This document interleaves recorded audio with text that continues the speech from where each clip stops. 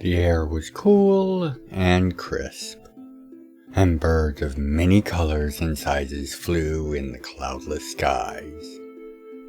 Walking along the fields of low grass was a man, a deceptively young-appearing elf, slowly walking as if he were taking in every blade of grass, or each avian that flew low and sometimes perched on his shoulder or bare head for but a moment before fluttering back to their dance in the skies, circling this lone man.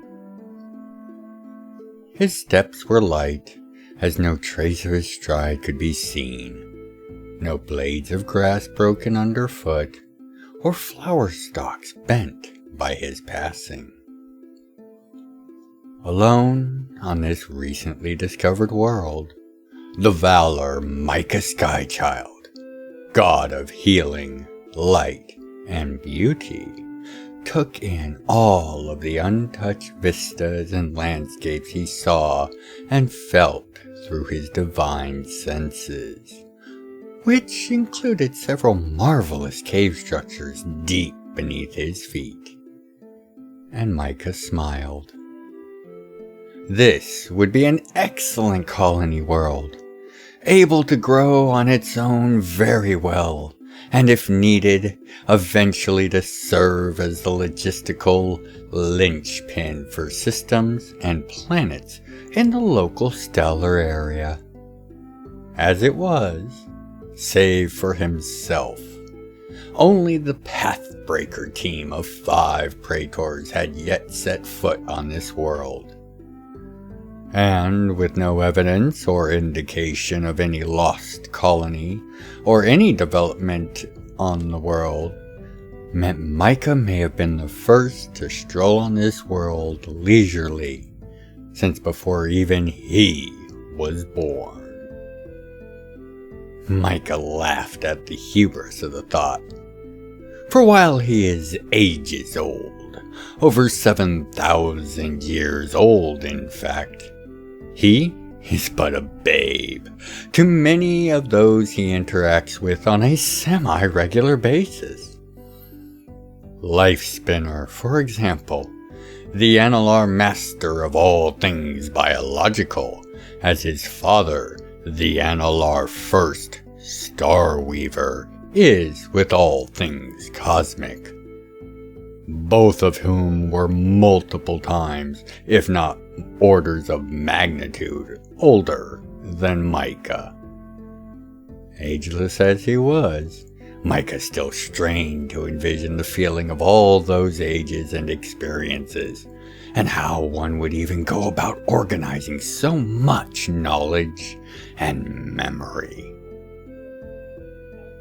His musings were brought to a halt as a projectile traveling at hypersonic velocities manifested from out of phase, a mere inch from his brow. Striking in the dead center of his forehead, the round had penetrated, detonated, and sent the mass of onychrist flesh and alloy, bones of his skull shattering and flying behind him before his senses could even react to the incoming attack.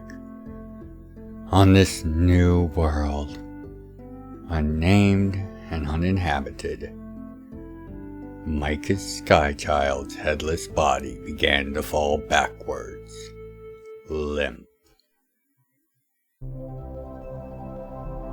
By the 9 and 4, welcome to the library, and this look at the immortality of the divine of the realms in this, the 8th in our line of divine discussions, an Intro to the Realms miniseries. I am the recorder, and I hope you are all doing well. Perceptive patrons, regular visitors, may have already guessed this, but for new guests of the library, I will simply state that this is in no way an exhaustive detailing of the limits and caveats of divine life and death, and further entries on the matter will be made as time and entrance, not to mention relevance, dictate. So as always, please do let me know what you are looking to hear and learn from these entries. Now, to begin, most godlike beings, those that possess what is called a fully matured divine spark, are generally immortal, so far as normal reckoning would presume. With those possessing a maturing spark being much reduced in these categories. However, these demigods and their maturing sparks are still unbelievably hardy and tough, and even without any plans or contingencies, they are incredibly hard to lay low, let alone actually kill. For a full god, this problem is made all the more difficult by the simple fact that even if you overcome and defeat their countermeasures and defenses, or catch one relaxed and unawares, with specialized gear just for the attempt, is that depending on the power and potency of the god in question, actually killing them is far more challenging of task than, well, dealing a fatal blow to any non-divine being. For the most part, many of the divine have learned how to harness all varieties of forms and powers, both those within their divine purview as well as personally, often heavily shaped by their path to godhood. Often this includes being able to function without a body and in an energy or spiritual form for more than long enough to either restore their body if it should be damaged or even destroyed, or perhaps just deal with the threat directly. Many of the divine are actually technically more powerful and restrained by the shell that a body represents. However, there are many downsides to not having a physical form, and even as mighty as these beings are, basic metaphysics can still be applied to them, making this one of the few potential times in which one could, more or less, relatively easily slay a god. Relatively. Unfortunately for our would-be god slayer, as mentioned, many of the gods are in fact more than able to take care of themselves even in this weakened state. And further, they are nearly without fault fully armed with an array of contingencies and fail-safes to ensure that their bodies and spirits are not so easily defeated. It was then Micah steadied himself with a step forward, and as his weight shifted from back foot to lead foot, his form was at first subtly infused, but soon bursting into light as his powers as the god of healing restored his head and suffused his body with a burst of refreshing power. 4 more incoming rounds then appeared, this time half the distance from his skull as the first. But he was now alert. It would have been nearly child's play for him to have swatted the rounds away, and thus he chose not to, instead relying on the speed and reflexes of his thousands of years of training, emboldened by his powers as one of the mightiest of the V's, a member of the Bounding Valors no less, to simply move away, as he turned his senses to finding his attacker, and having a little chat with them. A few seconds later, and several volleys of increasing round count and complicated firing patterns had been fired and dodged, and Micah had found his attacker's location, while not again allowing any of the rounds to touch him, as they seemed subtly different from the one that had begun this engagement. Moving with the full speed of his power and skill, he all but teleported into the canopy of the trees the attacker had made their nest in. nearly 30 miles away, and on the side of a mountain that was overlooking the valley where Micah had just been strolling. Staying airborne and letting his senses confirm to him what he had already figured out in horror by looking at the automaton in the firing position. And thus he knew nearly instantly that this entire forest, as well as a significant portion of the mountain, was rigged with explosives, all set to detonate as soon as he arrived. As his senses cut off and he dipped ever so slightly in the air, he felt the divine dampening effects of a Analar divinity cannon take root just as the charges began to go off. As he instinctively pulled himself into a tight defensive ball and used the limits of his non-divine training and powers to try and shield himself from what was almost assuredly more than enough to get the job done, Micah cursed his impulsiveness and prepared for what was about to happen. If any had been in orbit of this new world, the flash of the explosion would have been near impossible to miss, as over 200 miles of charges went off in sequence, turning the mountain, the ridge it was a part of, as well as the valley below into a molten red scar on the face of the planet. Floating above its epicenter, for but the briefest of defiant moments, the floating form of Micah Skychild could be seen hovering for but a breath or two, before shattering into a fine dust, carried off in the breeze. Two students of the Realm enter history. The reasons and occasions to slay the divine, as well as the means to do so, have been long established as practical matters in the years after the reign of Vanson, both by the gods, who are more than aware after the Scriptorum conflict, as well as the Wars of the Spark, that not all divines would feel themselves as brethren to those of the Court of the Gods under the leadership of Her Majesty Genevieve, and by the various mortal and elder races as well, to protect themselves from the rampages, deserved or not, of the divine, friendly or not. Occasionally these tools and weapons will be used, and during the Age of Valor, and the many battles that took place between the V's and the Analars still tainted by the Daemon Vanson, the divinity cannon was a common sight. While not capable of stripping a god of their divine spark, it did more or less render those affected mortal, and totally reliant on those skills and abilities that were not derived from their divine spark. While this should have spelt an easy victory for those using this advanced and nearly lost technology, the V's were to a person mighty mortals before their ascension to the divine, and their skills neither atrophied or grew dimmer in their lives after their apotheosis.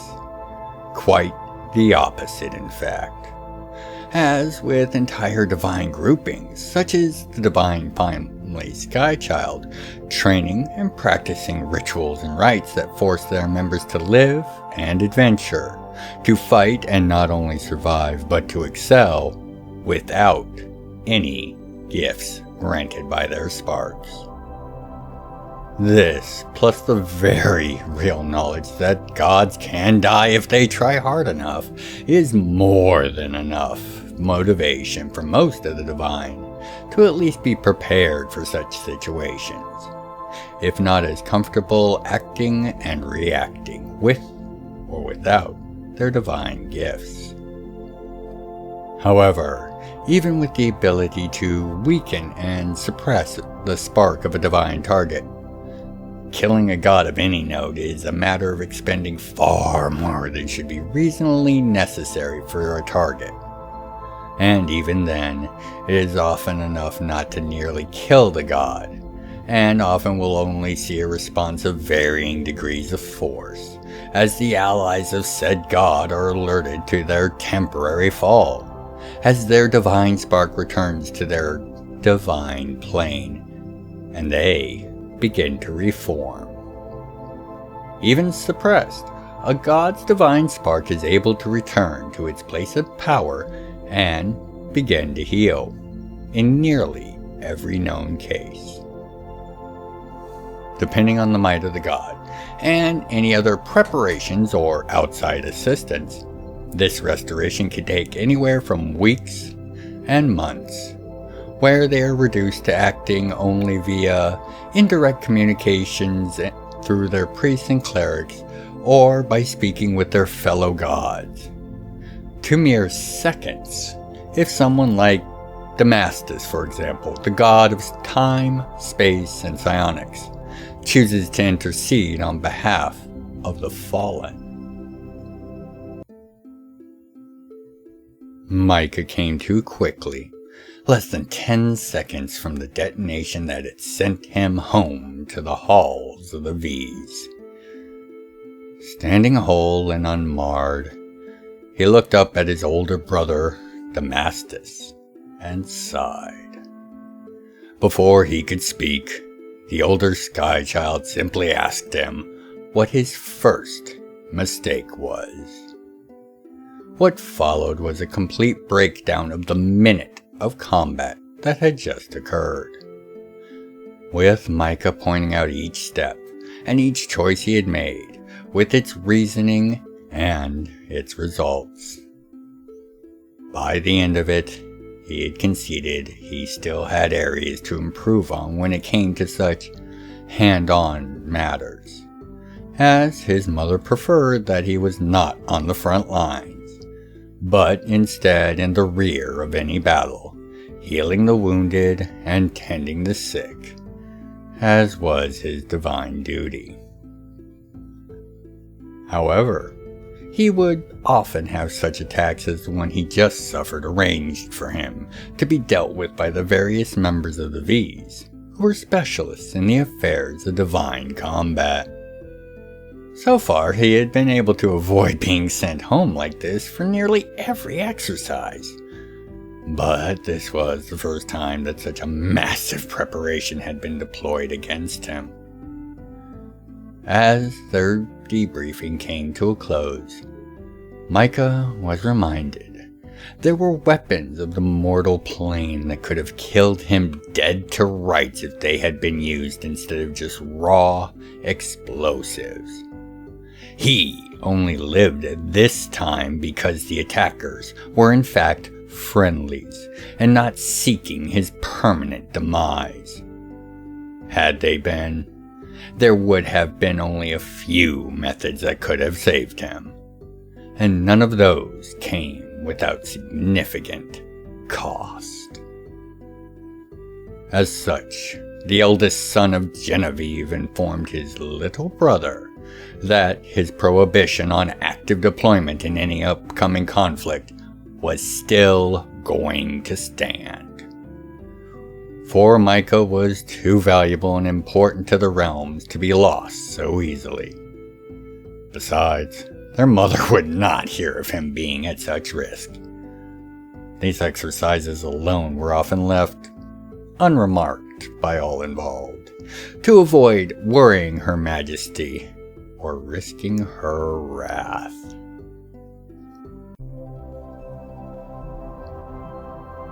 The only surefire way to end the life of a god and make sure it sticks is to slay them in their own divine realm.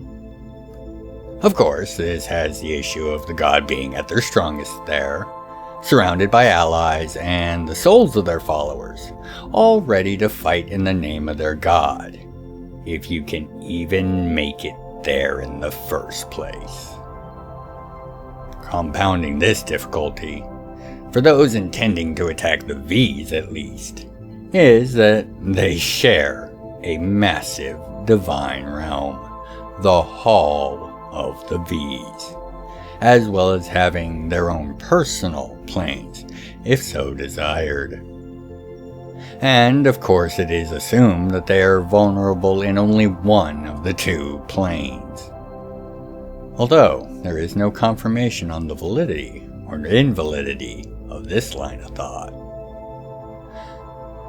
It is said certain levels of cosmic function can prove similarly fatal to a god. But getting one of the divine to dive into a star or backflip into a black hole as a means of attack seems an unlikely route to victory. It is also speculated that a large enough fusion or fission reaction may be capable of some of the same effects. However, this has obviously not been tested so far as anyone is aware of.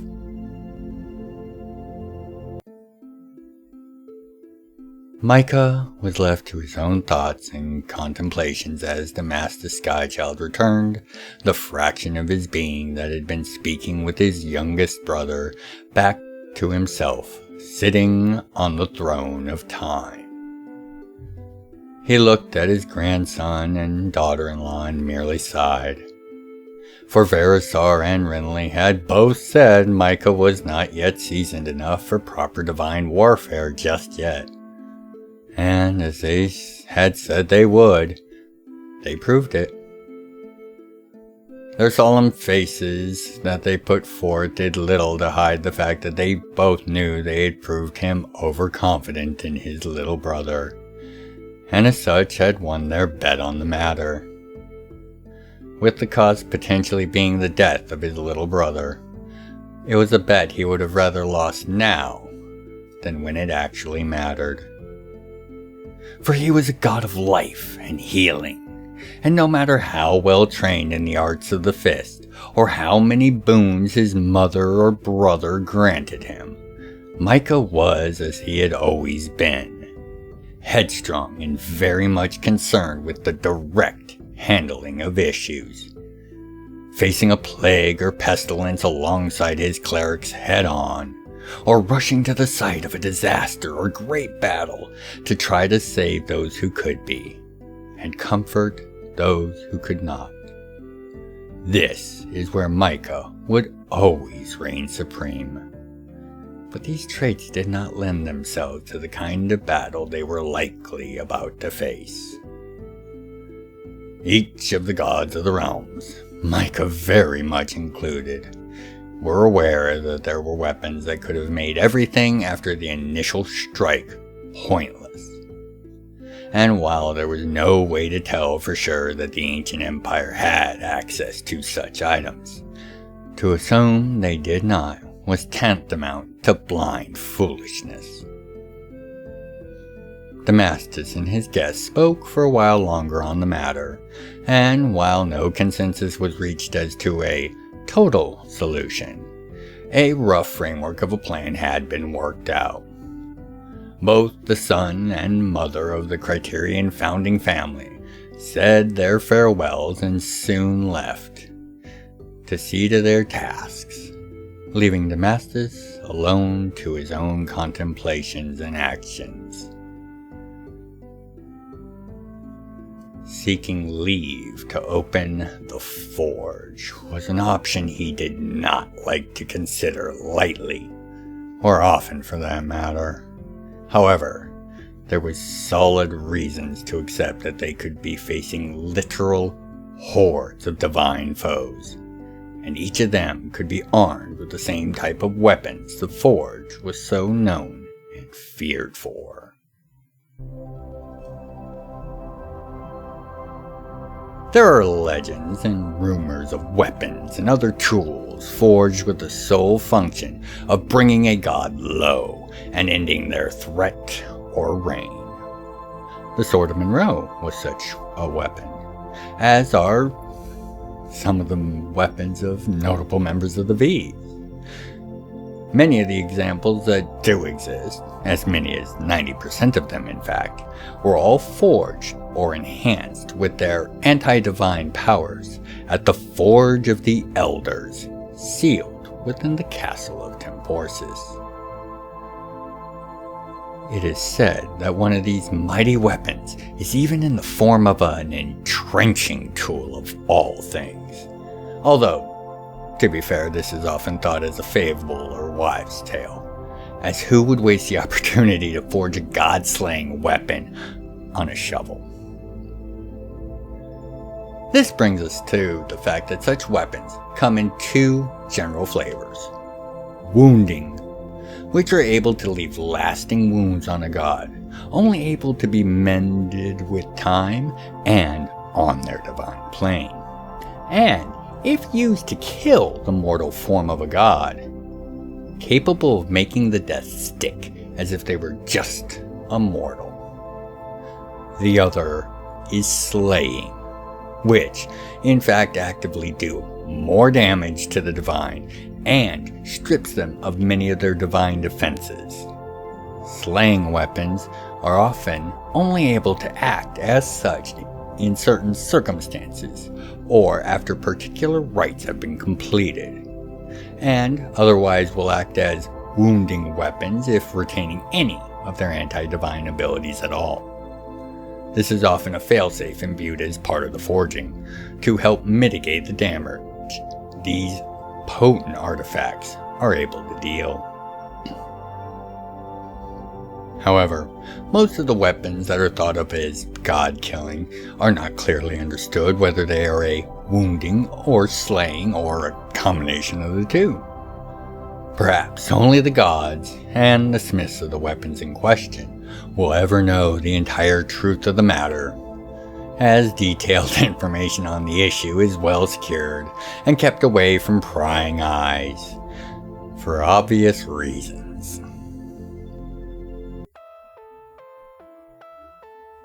In a dark cave, lit only by the multi-hued flames of a forge, leaving long, wildly dancing shadows along the floors and walls of the cave, the sounds of an echoing hammer blow and the sharp hiss of quenching metal fill the space with a rhythmic pattern as the thin and wiry being working the various bellows and striking the hammer blows move with precise and preternatural grace.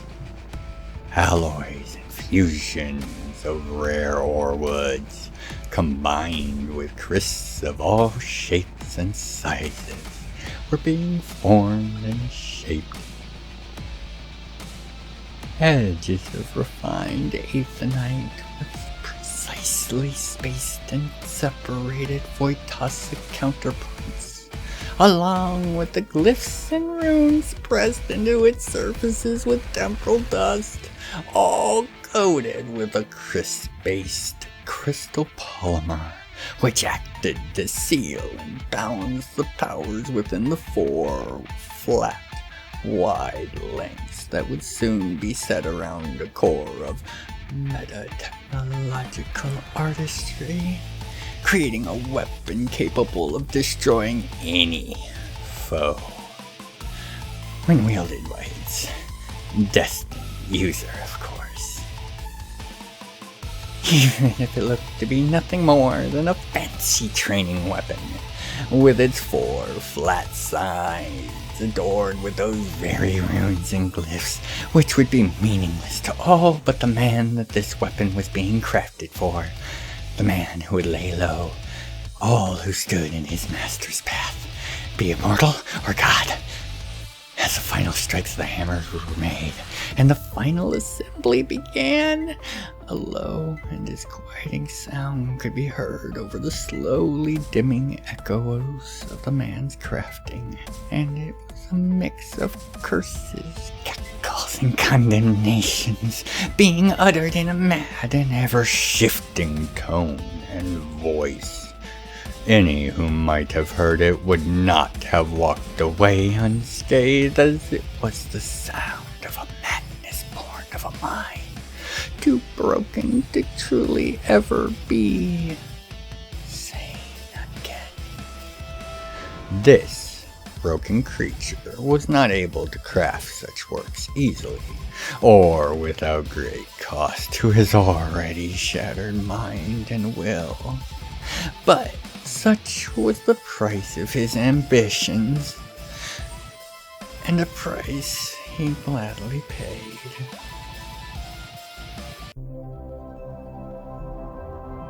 Finally, in a similar vein to cosmic processes and objects, it is highly speculated that the celestial elements themselves could be bent towards the killing, or at least the very harming, of a god. Considering Void's ability to breach all defenses and resistances, Aether's ability to drain away power and cause regenerative and other self-restorative abilities to malfunction and even beginning to work against their purpose, coupled with the time and space altering abilities of Temporsis, it's kinda easy to see where these beliefs stem from. However, such works of artifice would be difficult in the extreme, mostly due to the catastrophic effects of these elements coming into contact and combining in unintended ways during creation, and likewise during its deployment as a weapon. There are, of course, tall tales of an analog craftsman who managed the task, of course, once, but the tales all seem to state that his creation was one of a kind, that he would never again be able to reach the sublime state of focus and inspiration that had allowed and spurred on the creation of that very first. Also told is that the gods above took possession of the weapon for the safety of the realms and to prevent a godly war over the weapon, as it would have been one of the deadliest conflicts the realms had ever seen, as the gods fell on each other, using the weapon to even old scores, or being slain for possession of the weapon in a moment of lapsed vigilance. If the tales are in any way rooted in truth, it is a blessing that this horror of a weapon was taken beyond the reach of the gods and mortals alike. As we have seen, while practically beyond the ability of all but the greatest of foes, the Divine of the Realms are not beyond the reach of death.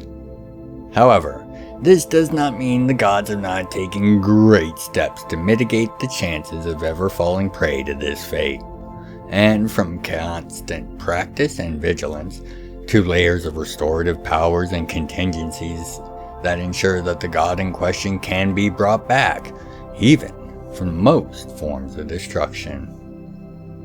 Despite these many steps, it will always remain a fact that they can be killed, and no amount of planning will necessarily prove successful if they are so laid low, and thus the Divine of the Realms are always on guard for those few and hopefully rare situations where their preparations might actually be tested.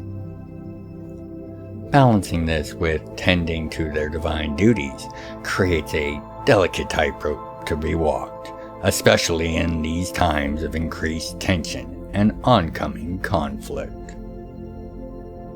The use of avatars and various methods of sending to both the faithful priest and dutiful supplicant, much of the direct risk to the gods is mitigated, but such proxies can be slain, such sendings blocked or distorted, and thus the need for the gods to come forth could be engineered to occur, in theory, bringing the risks such direct intervention carries with it as is required. For the gods of the realms are not cowards, and will do what is required for their duties to the realms, no matter the risk. And this is where I shall bring this entry on the immortality of the gods to a close for our 8th entry in our Divine Discussions, an Intro to the Realms mini-series. I hope you now have a better understanding of this part of the nature of the gods, and the threats that still exist even for beings of such power and ability. Perceptive patrons, regular visitors, and of course, new guests of the library, I thank you for your time, attention, and as always, your support of and in the Realms of Jam'mar. It means the realms to me. Thank you. Now, until you next make your way back to the library for another entry of Intro to the Realms, I have been the Recorder, and by the 9 and 4, be well, take care of yourselves, and each other. If you'd like to contribute to the further exploration and explanation of the realms, please consider leaving a comment, a like, and sharing the video around. I read all the comments and make efforts to reply to each. Thank you for helping to grow the channel, and know I look forward to each and every one of your comments.